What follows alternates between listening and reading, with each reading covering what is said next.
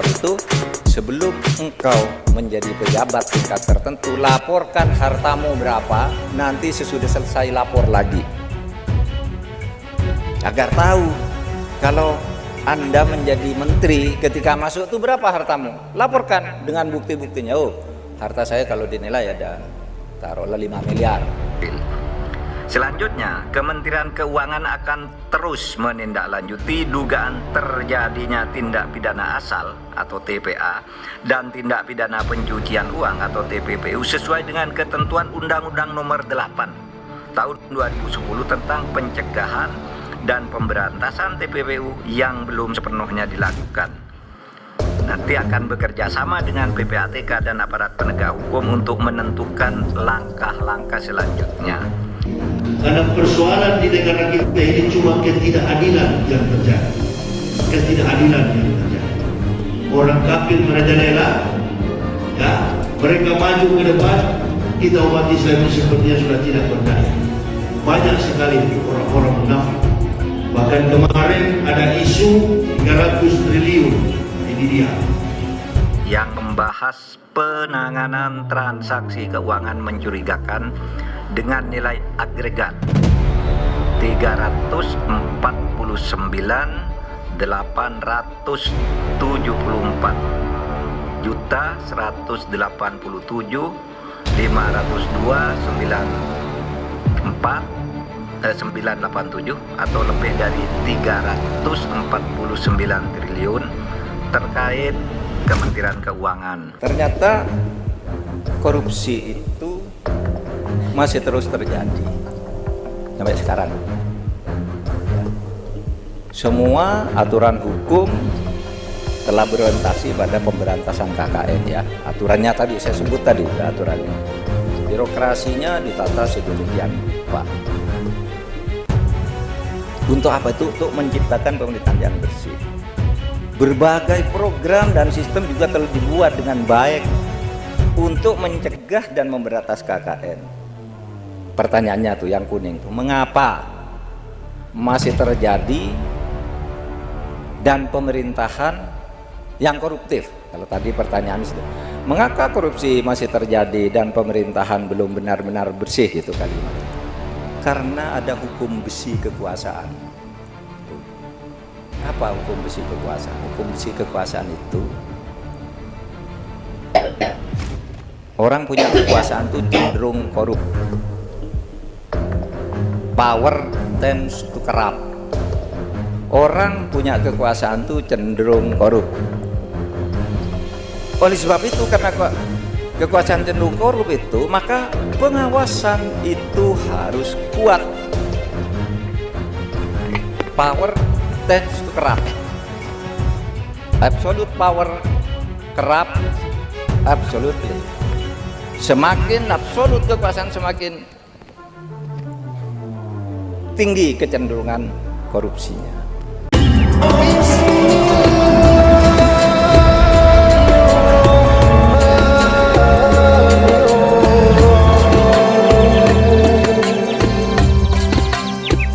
Itu sebelum engkau menjadi pejabat tingkat tertentu, laporkan hartamu berapa, nanti sesudah selesai lapor lagi, agar tahu kalau Anda menjadi menteri, ketika masuk itu berapa hartamu, laporkan dengan bukti-buktinya. Oh, harta saya kalau dinilai ada taruhlah 5 miliar. 5 tahun jadi menteri, kira-kira kalau gajinya dirata-ratakan 100 juta, itu dipotong makan kira-kira nanti naik menjadi 8 miliar sesudah selesai jadi menteri. Nah, kalau masuk jadi menteri hartanya 5 miliar, baru 2 bulan jadi menteri sudah menjadi 17 miliar. Tidak masuk akal. Itu yang disebut bertentangan dengan profil. Berapa gaji seorang gubernur? Taruhlah gaji gubernur itu 10 juta, ditambah dengan uang operasional 100, itu bisa diambil lah, dana operasional itu bisa dianggap masuk ke gaji lah, tidak harus dipertanggungjawab. Tapi tiba-tiba jadi gubernur, wah, punya aset tanah ratusan hektar, uangnya 560 miliar. Itu kan harus diperiksa. Kalau bisa diperiksa, oh saya punya data, saya punya perusahaan tambang emas, tambang batu bara, punya perusahaan di sana, punya apa namanya saham di BJE, BCA, hitung. Gitu. Kalau enggak, ya enggak masuk akal. Jelaskan. Kalau di Malaysia itu kalau sudah begitu, karena kamu seharusnya punya harta sekian berdasar jenis perusahaan, kok kamu punya lebih, maka kamu sekarang ditetapkan korupsi. Kalau kamu tidak korupsi, buktikan yang ini, yang sisanya. Itu namanya pembuktian terbalik. Di Indonesia belum ada yang berani menyetujui undang-undang pembuktian terbalik. Saya sudah usul dulu sejak zaman bersama Gus Dur, saya jadi menteri. Gus, buat undang-undang pembuktian terbalik. Naskahnya belum jadi, Gus Dur sudah berpidato, saudara pemerintah kan buat undang-undang pembuktian terbalik. Tapi naskahnya belum ada kan, baru usul. Nah sesudah Gus Dur lengser, hilang itu, dan hanya selalu menjadi bahan kampanye undang-undang pembuktian terbalik. Kan banyak tuh. Kalau Anda mau jadi pejabat, ya mau dong undang-undang pembuktian terbalik. Kalau Anda mau kaya raya, jangan jadi pejabat. Karena pejabat itu tadi menjaga pemerintahan yang bersih dan berwibawa. Saudara, lalu ada undang-undang keterbukaan informasi publik. Pokoknya enggak boleh rahasia, saudara, pemerintah menyimpan, menjadikan dokumen itu sebagai rahasia kecuali hal-hal tertentu, misalnya data pribadi. Orang sakit punya penyakit AIDS gitu, ya itu enggak boleh, harus disimpan rahasia. Penyakit menular dan sebagainya, tidak boleh dokumen itu dibuka. Tapi kalau kebijakan pemerintah harus terbuka. Anggaran Departemen Keuangan sekian, ini sekian, ini sekian, buka. Proyek siapa yang menang, gimana tendernya, buka. Ada undang-undang pelayanan publik, undang-undang pemerintahan, undang-undang aparatur sipil negara. Di bidang hukum pidana coba nih, ada undang-undang tidak pidana korupsi. Dulu ada undang-undang tindak pidana korupsi, itu undang-undang nomor 3 tahun 71, tapi diperbaiki. Bahwa yang dikatakan korupsi itu korupsi yang sifatnya umum, ya mengambil uang negara dengan cara melawan hukum atau memperkaya diri sendiri dengan cara melawan hukum dan merugikan keuangan negara, itu korupsi pada umumnya berapapun. Tapi kalau pejabat ditangani oleh yang biasa tadi itu ditangani oleh jaksa, oleh polisi. Tapi kalau pejabat itu ukurannya, satu, memperkaya diri sendiri dan orang lain dengan cara melawan hukum, merugikan keuangan negara, dan menjadi perhatian publik. Itu KPK yang ambil. Menjadi perhatian publik karena pejabat kan. Kalau pejabat orang rendahan itu korupsinya di Kejaksaan Agung aja gitu, di polisi saja ditangani. Meskipun sekarang ini udah bercampur, KPK ngurus yang kecil juga sering, Kejaksaan Agung sekarang ngurus yang besar, sering, nggak apa-apa. Tapi saya ingin katakan bahwa kita punya komitmen untuk memberantas korupsi sehingga membuat undang-undang pemberantasan korupsi dan membentuk KPK, Komisi Pemberantasan Korupsi. Agar hakimnya jerah, dibentuk komisi yudisial. Agar hakim tidak main-main, dibentuk komisi yudisial. Apa tuh? Untuk mengawasi perilaku hakim. Agar legislatif DPR tertib di dalam membuat aturan, dibentuk Mahkamah Konstitusi. Itu semua untuk itu tuh. Memberantas KKN itu. Terus dibentuk semua Komnas HAM, lembaga perlindungan saksi dan korban dan sebagainya dan sebagainya. Slide berikut. Nah, saudara sekalian, kebijakan pemerintah kemudian apa untuk itu? Misalnya di birokrasi pemerintahan ini sekarang, rektor bukan pejabat struktural. Dulu rektor pejabat struktural dan tetap fungsional. Sekarang struktural aja, tapi gajinya besar. Kalau di negeri, kalau di Unisma mungkin lebih besar. Mudah-mudahan. Jadi pemerintah tuh mengatur birokrasi begini. Satu, merombak struktur. Ini pemerintah nih. Rombak struktur apa? Eselon 2, 3, 4 dipangkas. Karena sumber korupsi itu ada di urutan eselon 3, 2. Yang 4 ini tidak ada kerjaannya. Kalau 5 bolehlah dipangkas. Sehingga pemerintah melakukan apa yang disebut deeselonisasi. Tetapi tidak merugikan pegawai yang sudah ada, apa? Dipindah ke fungsional dengan gaji yang tetap tetapi kinerjanya diukur. Itu ya, deeselonisasi. Yang kedua, yang di tengahnya, pemerintah itu dalam rangka tadi membangun pemerintahan yang bersih tadi, membangun kapasitas SDM. SDM-nya tuh harus mampu berlayar di tengah lautan informasi yang dikendalikan oleh IT. Jadi SDM tuh kalau mau tetap jadi pegawai pemerintah ya mau dididik. Kamu belajar IT,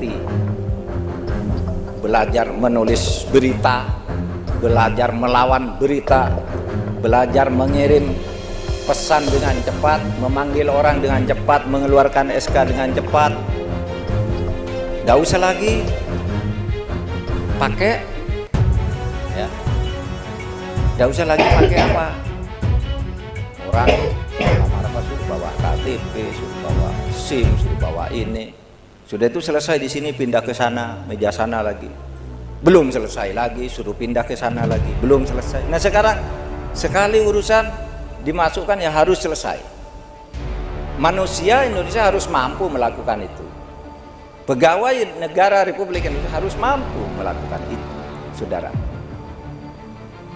Tadi eselonisasi, organisasi pemerintah disederhanakan, 2 orangnya dididik agar mampu bekerja secara baik. Lalu yang ketiga, e-government, pemerintahan melalui digital. Pemerintahan melalui digital. Jadi urusan tuh bisa cepat selesai.